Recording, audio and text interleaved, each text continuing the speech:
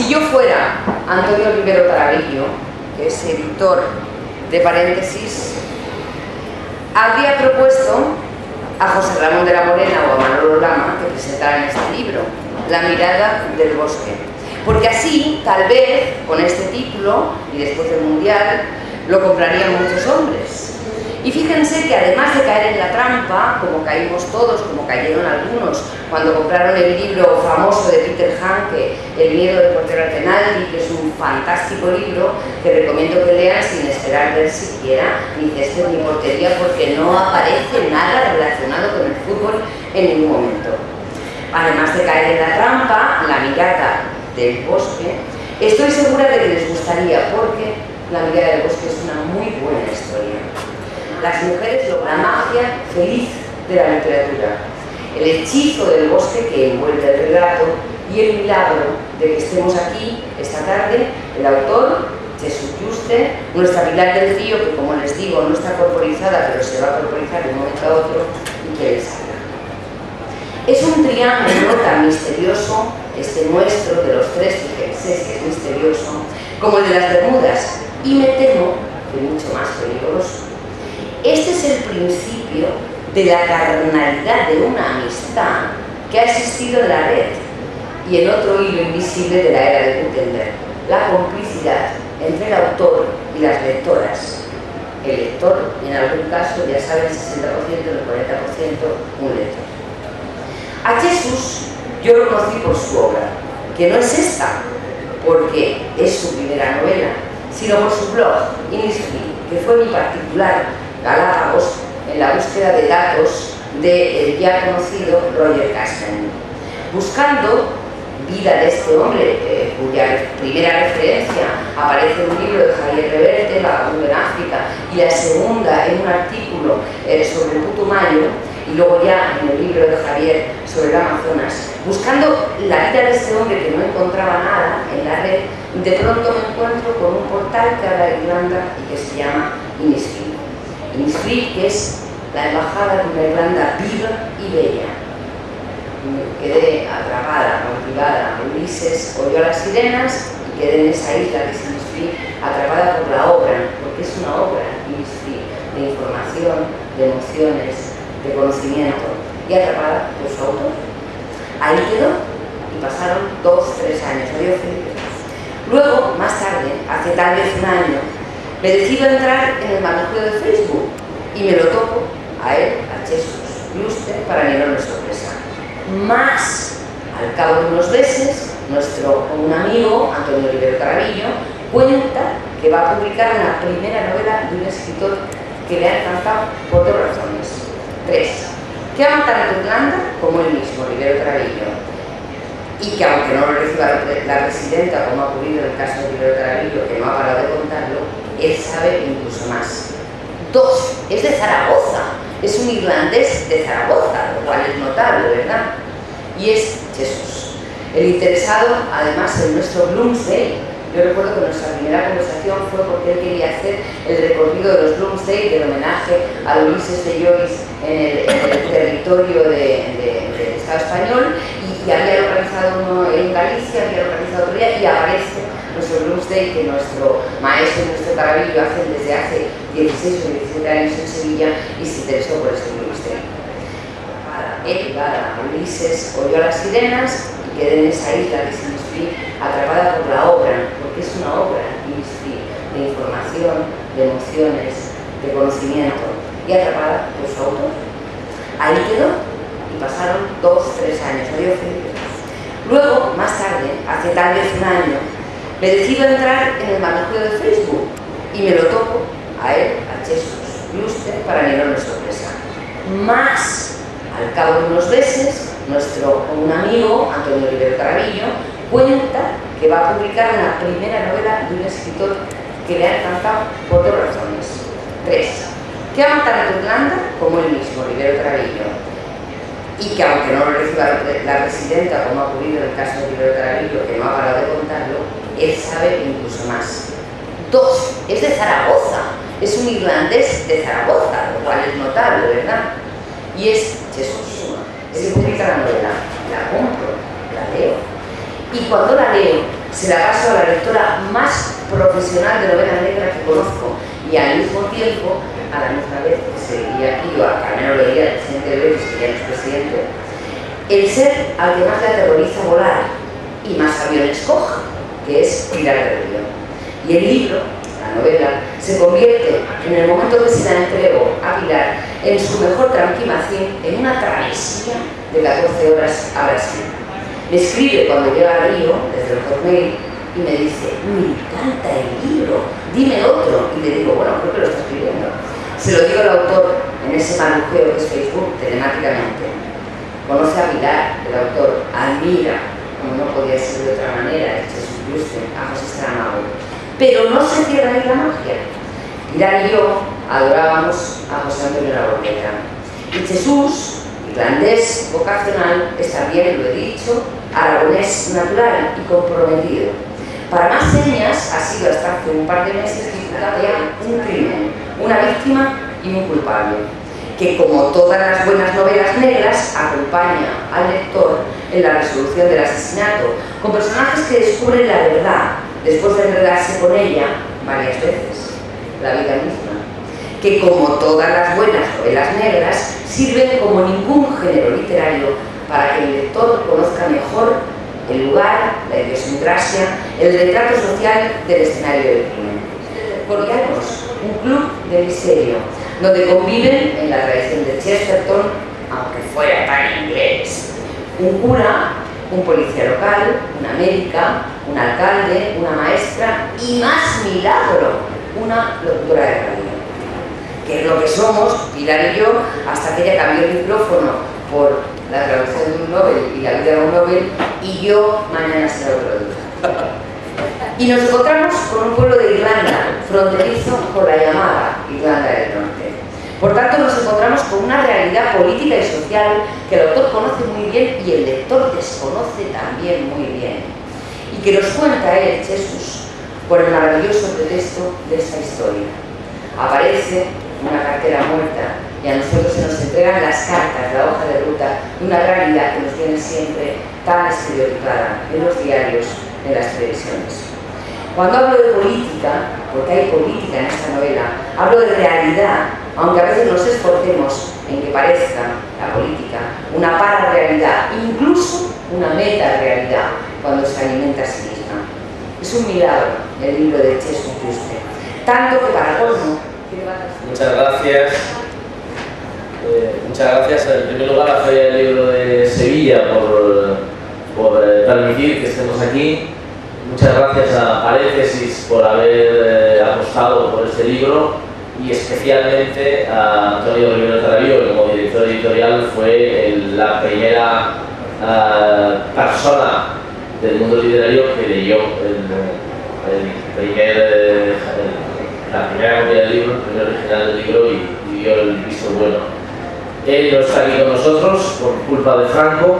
Me decía esta noche en un SMS que si no fuera por Franco, por Cernuda no se habría exiliado, y entonces no habría que ir a México a presentar el libro y todo sería mucho más fácil. Así que, bueno, he hablado con él por teléfono esta mañana, me ha dejado bendecido para poder estar aquí con todos vosotros en esta presentación. Y quería dar las gracias también a Mercedes por la presentación que ha hecho, y adelanto también la gratitud a Pilar por la presentación que va a hacer próximamente. En breve. La verdad es que me hace muchísima ilusión que Pilar pueda acompañarnos. Simplemente con que la novela, ya se ha dicho, es una novela policíaca, porque yo creo que es el género que mejor se adapta a contar lo que hay detrás de una sociedad, a poder mirar debajo de las alfombras de una sociedad, a poder ver cómo es la conducta humana y cómo funciona el mundo en un determinado momento histórico. Creo que es la novela que lo permite hacer con mayor grado de entretenimiento y de diversión, y en ese sentido es una novela, La mirada del bosque, que combina la intriga con el sentido del humor, con el sabor de los cuentos irlandeses, y también hay un poquito de 6 habitantes, está ubicada en un escenario que es real, que es el condado de Donegal, que es un condado que está en la esquina noroccidental de la isla de Irlanda. Forma parte de la provincia histórica de Ulster, pero pertenece a la República de Irlanda, y entonces es un territorio fronterizo con la Irlanda del Norte, todavía ocupada por los británicos. Por lo tanto, es un territorio de frontera en un momento, en el año 92, en que todavía existe el conflicto armado en Irlanda del Norte, donde hay paramilitares de distinto signo, donde se producen lo que pasa en las fronteras, y en ese escenario es donde ocurre una historia. Una de las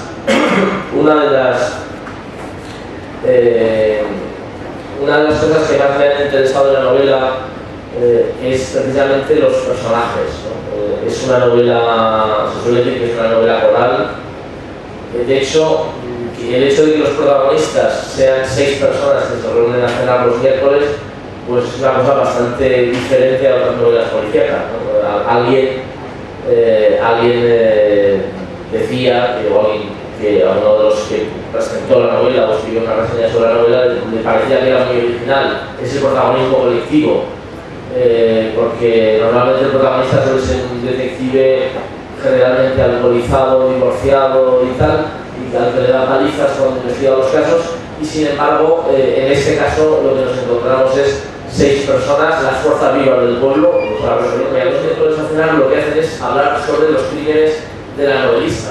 La maestra es novelista, escribe novelas de misterio, y lo que hace es aprovechar esas cenas para aclarar dudas o poner en práctica algunas cosas, ¿no? Por ejemplo, yo me imagino que esos amigos le aconsejan cuál es el médico, le aconsejaría cuál es el mejor veneno para no dejar huellas, y ese tipo de cosas que busca la gente cuando se reúne a cenar los miércoles en torno a un crimen de novela, ¿no? Pero resulta que ha muerto una mujer, ha muerto una empleada de correos, y eso hace que el crimen sobre el que van a hablar en esas tertulias gastronómicas, digamos, va a ser un crimen real. Por lo tanto, eso abre un amplio abanico de cosas que hacen los 6 protagonistas cuando durante las cenas intercambian información.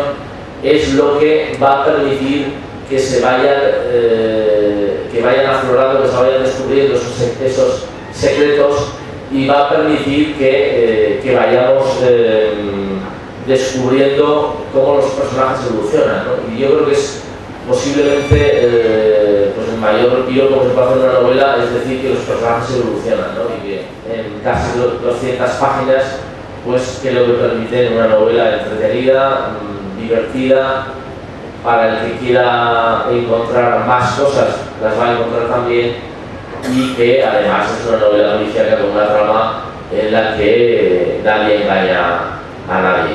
Estoy alargando un poquito, ya perdonaré por si viene Pilar, pero si me hacen preguntas, entonces me quedo ya lo de... Hombre, la pregunta que seguro que cualquier lector o lectora cuando lo termine pues se hará es: ya se ha empezado otra historia, pero por los mismos 6 protagonistas, ¿verdad? Bueno. Va a haber más muertos en Barrio, que parece un sitio peligroso con ese bosque amenazante.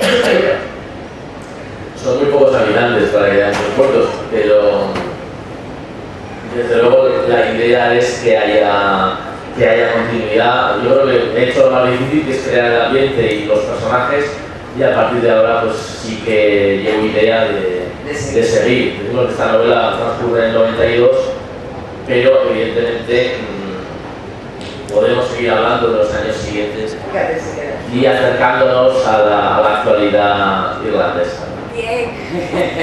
Bueno, es tan mágico que efectivamente, como les he contado, era una presentación de 2 mujeres y el autor, y una de ellas se acaba de corporizar porque ha sido capaz de estar en 2 actos al mismo tiempo, en una mesa redonda sobre José Saramago, y en la presentación de La mirada del bosque, recuerdo inmediatamente, y que ya he confesado, Pilar, fue tu compañía en esos vuelos que tanto odias y tanto haces.